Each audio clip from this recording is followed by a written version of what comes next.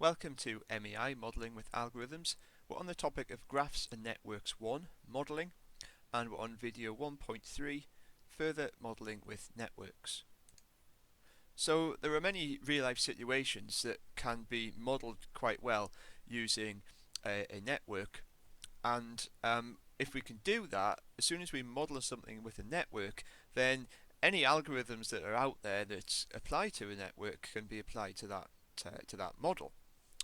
They might be algorithms that give an exact solution, or they might be heuristic algorithms. We've seen examples of both of those, and both of them can be done using computers as well as by hand. And of course, in terms of real problems in the real world, more likely than not, they're going to be too big in practice to be done by a human being by hand, and so we'll be using computers in the real world to do those sort of things most of the time. Now, the three types of problem that we're going to be modeling using networks in this course are network flow, so anything where you've got flow, maybe physical flow of water through a system of pipes, or flow of traffic on a road network, anything like that. Allocation problems and transportation problems, and we'll say more about those two later on. So you might want to think yourself about other situations that a network like this could be modelling if we're talking about these directed arcs representing the flow of a fluid through a system of pipes, or traffic in a road network, or maybe transmission of power, anything like that. We'll have to think carefully shortly as to exactly what these numbers might represent. They might represent the actual amount that is flowing at any given time, or it may, and more likely, that we're going to use these to represent the capacity of those arcs. So at any one time, this arc, for example, might not be carrying a full flow of 15, but it can potentially carry anything up to 15. Now let's say a little bit more about this network. I'd like to draw your attention to the labelling of some of these nodes. In particular, we've got this one S over here, and this one T over here. If you just want to pause your video for a moment, see if you can see what is special about those two.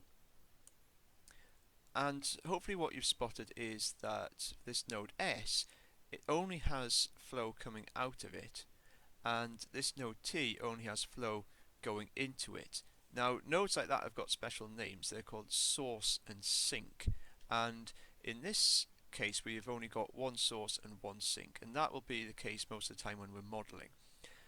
The other thing to say is, again in terms of modelling, is that if these things were all carrying their full capacity, and you look at, say, what's going on at node A, you'll find that there would be a lot more going into node A than coming out of it, and that would cause build-up. So what we're going to assume is that there's no build-up, so that the total flow into a node is always the same as the total flow out. And what that means, of course, as we mentioned previously, is that means that these arcs, even though they may individually have capacities of 10, 6, 5 and so on, they're not all going to be carrying their full capacity at any one time. So that then leads naturally to the question then, so what is the maximum flow possible across the network? So whatever the stuff is that's flowing through this, it's coming out of the source, it's going through this network, and it's ending up at the sink.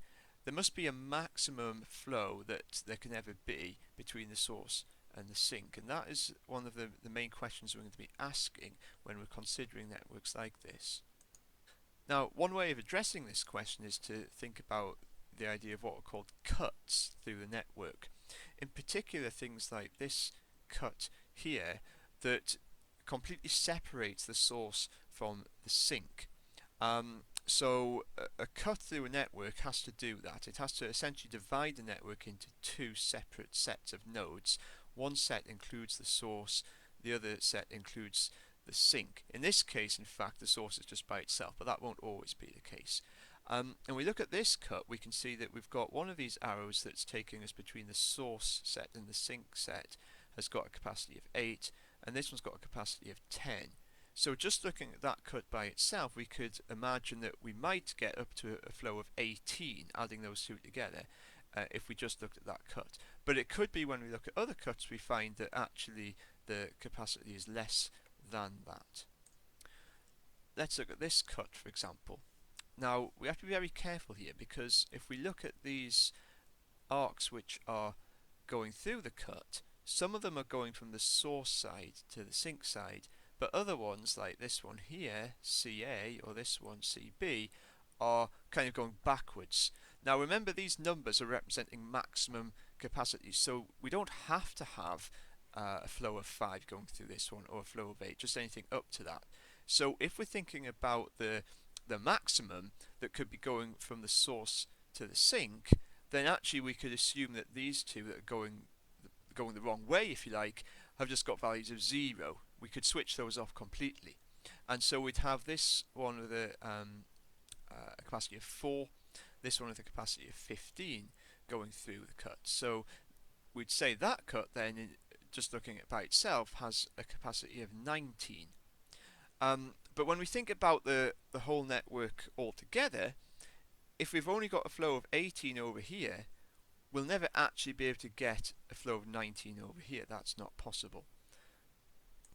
And what that is leading us to is this theorem called the maximum flow minimum cut theorem.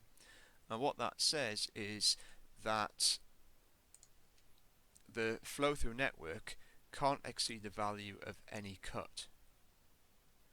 And therefore the maximum that we can ever achieve, the maximum flow we can ever achieve between the source and the sink, will be the value of the minimum cut, the capacity of the minimum cut that we can find.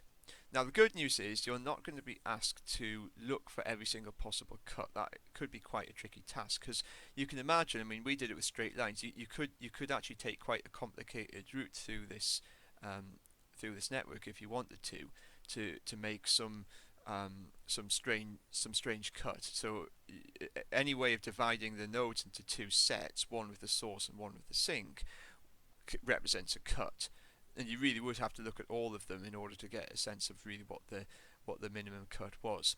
But you may be given particular cuts to look at, and so you have to understand how you can calculate the capacity of that cut that's given to you.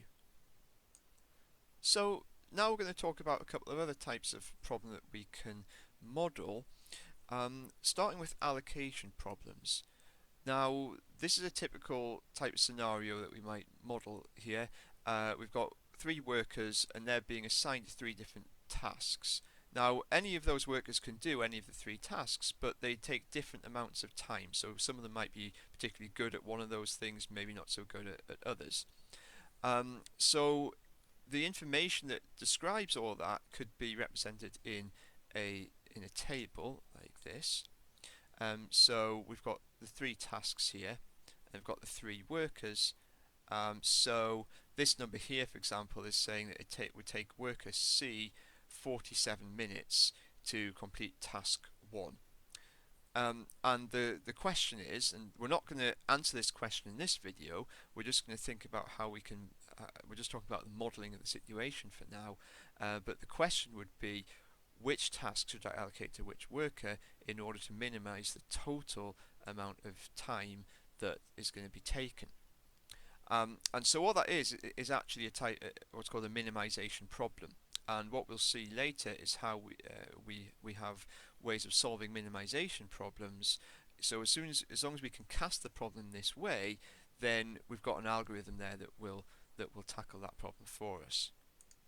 A similar problem to allocation problems are transportation problems. In this case, we've got a company who are delivering goods that are stored at 3 different depots, and they're delivering them to 3 different customers. And so we need to decide which depots should send which goods to which customers.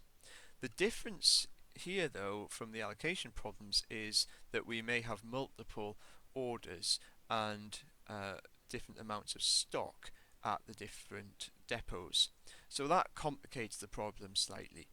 But just like before, it can be cast as a minimization problem, and as soon as we do that, then we have tools available to us that will solve it for us. So that concludes video 1.3 and concludes the topic of Graphs and Networks 1 modelling.